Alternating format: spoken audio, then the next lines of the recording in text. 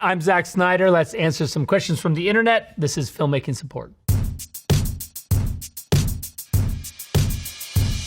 And I Am Baby wants to know, why did Rebel Moon's action sequence have so much slow motion? The obvious answer is slow motion is awesome. These movies are physical. There's a physicality to what our heroes go through. The use of slow motion, to me, is a way of just embellishing heroic moments that our heroes go through. Because I think I'm a fan of beautiful classic artwork or paintings, I like to kind of make the moments into those iconographic frames that you can hang on and see. Otherwise, you just go right by and you'd never have a chance to appreciate the composition, the sort of tension that's created by the characters and how they're pushing the frame in all the different directions. Slow motion tableau where you're moving with a character. I'm not a fan of action that is hidden by the camera. The camera becomes a third character in the fight when it's looking for the action. In the end, even in a sequence with a lot of editing, I tend to like to see the action unfold. Conan Kun 66 wants to know, director's cut, what does that mean? What happens is,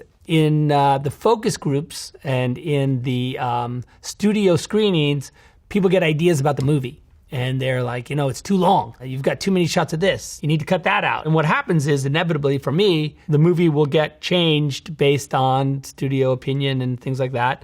And I'll be like, okay, that's great. This is the movie we're releasing in theaters. There used to be a thing called DVDs. And I would go over to that department and I would say, hey, would you guys be interested in an extended or director's cut of this film? You can sell it alongside the normal version and people will maybe buy additional DVDs based on the fact that this is never before seen. And inevitably DVD be like, that's awesome. We can give you some money to make it as cool as you want. The Snyder cut of Justice League is the most on steroids version of that process. The studio finally did ask me, after pressure from the fandom, to finish my version of Justice League. One of the things that we restored was the original aspect ratio, which was 1:3. If you've seen the other version of Justice League that I have never seen, I think it's in 1:8.5. But for me, the movie was always supposed to be 1:4.3. And I think there was going to be a compromise if there was a theatrical wide release of my version of Justice League. I did consider 1:6.6 as a possible other ratio. At Go Berserk Now wants to know, why did you choose 4:3 format for your Justice League cut? Justice League was originally framed to be 4:3 because it was meant for an IMAX release. Now, if you've ever been to an IMAX theater, those screens are square. Justice League originally was composed and shot for a square presentation because it was meant to be shown in IMAX. And so that's why when someone says, why is it 4:3? It is 4:3 because it was meant to be in an IMAX theater. At Joel Getty would like to know, how much of a fight scene is really up to the writer and how much is up to the director and fight choreographer? My experience is that I like to talk with them about what I want to see, what I want the actors to do, what I want the character to achieve. I always like to break the fights into little mini 3-act movies. In the first act of the fight, the main character has a lot of confidence and they're fighting with a lot of power. In the second act, they might make a mistake or get rocked and they lose confidence and they're now on their back foot. And then the third act, they turn it around and they actually are victorious. The way I use storyboards in action sequences, here's the things I need to see. Want to really see Cora throw the hatchet and hit the guy in the forehead with it. When she's on the guy's body, she blows his brains out, but she's holding the back of his head, boom, and he falls, and then she's gonna roll and get the gun. Those are the two beats I want to see, and then they'll start linking stuff together and be like, okay, we think if she throws the hatchet, she's got to fight her way back and then get the hatchet out of his head and then use it later. That's how the collaboration works, and then suddenly we have a whole fight. So Talks wants to know, what do you find is the best way to pitch an idea? I like to kind of set it up a little bit so that it's not a cold pitch. This Army of the Dead idea I have, it's like a zombie heist movie, but let me tell you more about it when I see you. And then how much do you have to have worked out? I think you have to have the whole thing pretty much 100% worked out. I don't recommend going in without the idea figured out. I always say this, there's one tool that you have that everybody has, and that really is your point of view. What I want from you is the way you see the world translated into a movie. So the way you visualize a scene is the unique thing that you have that no one but you has. You should do it from your personal perspective. Tell me about the way you see, and that will engage me and it will intrigue me, and I'll see something unique in your vision, and then I'll write you a check for whatever, $100 million.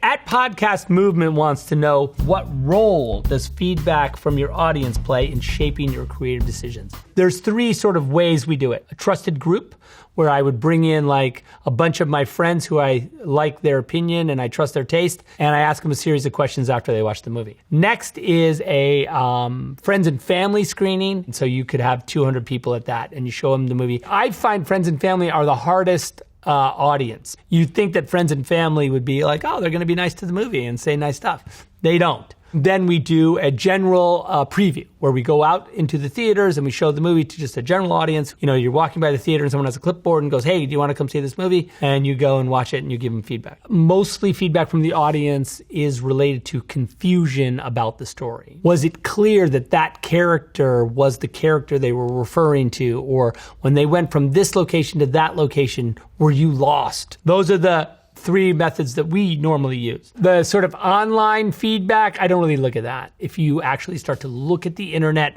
for opinion about your work, you can really go down a rabbit hole, and that's a dark place. At Concord Library wants to know, how do you build fictional worlds? I always like to start with myth. Your words, your drawings, your reference, your own personal taste. You sort of set an aesthetic for the world. And in setting aesthetic for the world, I'm inspired by those conversations to draw and paint. Those are the ways I start. In Rebel Moon, we travel throughout the galaxy and we go to all these different places. Now in the script, this place is like a mining colony. We go to a place that's like a floating dock. So once you have these kind of, what I would say, these are images that I like, these are drawings that I've done, we could give them to a concept painter, and that painter will do a full-blown painting, and then I can look at it and go like, that's exactly what I want it to look like. Those paintings, they really end up being sort of touchstones of each one of the looks for the environments you go to. At Zoomer Podcast wants to know, how on earth do films get funded? Well, movies are like any business. Whoever's got the sort of resources to make a movie, and that is to say, they've got a chunk of money and set aside when they're going to use this money, and they're going to give it to a filmmaker to make a movie. They say, okay, we really want to make a horror movie. You know, so they'll say, okay, do you have any ideas for a horror movie? Because we, on our slate, would love a couple horror movies. And so you pitch them, and they go, yeah, it's pretty good. I think we should at least spend some money to write a script. And so they pull a small amount of the money off, and they go, okay, go write your script. So you go and you write your script, and they come back and they read it. And they go like, either, that's awesome, you did exactly what you said, we love it, here's more money, go make it into a movie. Or they'll say, you know what, here's some notes, it's not quite what we thought, here's a little bit more money, can you fix it up? The other way it happens is they have this pile of money and they have some ideas. We bought this newspaper article, and they're like, hey, writer, would you write us a script based on this article? What do we do with it? Let's call some directors that we know. They read it, they come in and say, oh, this is how I want to make that into a movie. I see it as like black and white, low angles. You know what, we love that. Here's money, go make that.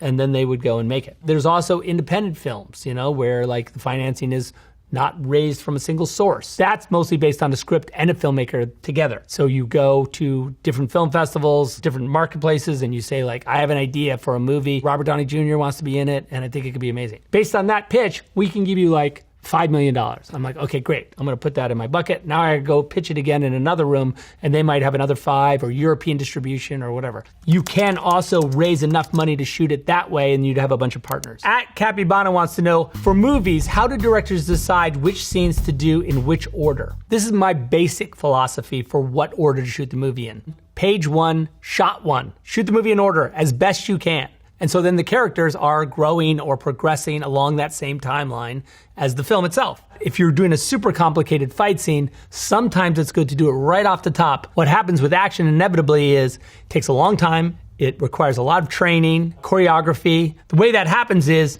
they spend time in the gym with the fight team learning it. So that requires, in prep, the actors, because they're not shooting, they have time to learn a really complicated fight. And when they come on the day now, they're super ready and they can do it incredibly well. At Rizzo Draymond asks, at Zack Snyder, how did you get your start as a director? Did you have to do an audition or something to start off? I'm just asking because I want to be a director in the future. Well, I went to film school to be a movie director, but about 3/4 of the way through my college career, I was talking to the head of the department and he said, look, to guarantee yourself a job when you get out, if you made a bunch of TV commercials while you're here in school, you would have a reel and you could go get a job immediately. And when I got out of school, I went straight to work. 10 years of TV commercials. A lot of the Clydesdale Budweiser commercials for BMW, for Subaru. I've done commercials for Bose speakers. I've done commercials for pretty much anything you could think of. So the way you get a TV commercial is they have an idea for a commercial, a storyboard,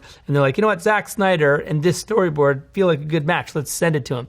Get them on the phone. They get on the phone and I go, this is what I would do if I was directing your TV commercial. It would be all these like super cool angles, lots of slow motion, all this cool cinematography. Your product would look amazing and people are gonna buy it. And so when I went to Universal Studios to audition to do the movie Dawn of the Dead, I did have a vast knowledge of filmmaking, but I still had to do a song and dance and tell them how the movie would look and what would be in it, and they seemed to like it. At Summit Purchase wants to know, how do filmmakers prepare themselves for the shoots? Are there people beyond the crew you discuss the project with? You go into isolation? Do you focus on fitness before the shoot? I'm a writer, so I'm normally writing and drawing. I have drawn the storyboards for all the movies that I work on, and so I end up drawing probably about 5 months before I start shooting. For Rebel Moon, the movie I just finished, I created about 3,000 drawings. And as far as fitness goes, we do really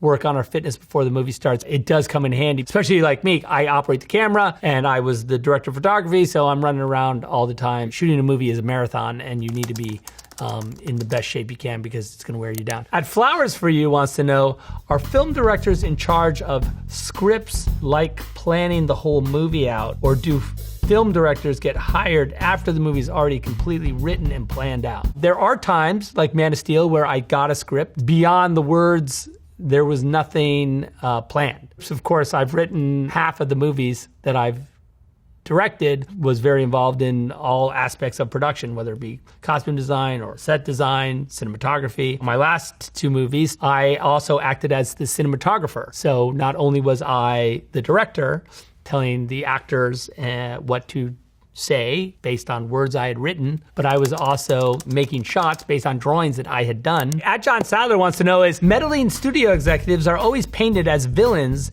in film books, but I wonder how many films said executives had to actually improve. I don't know. I've had great studio executives who have given me amazing feedback. I just wish this. I don't know how to do it. You're the filmmaker. Maybe you have an idea. So in answer to your question, I think probably a few.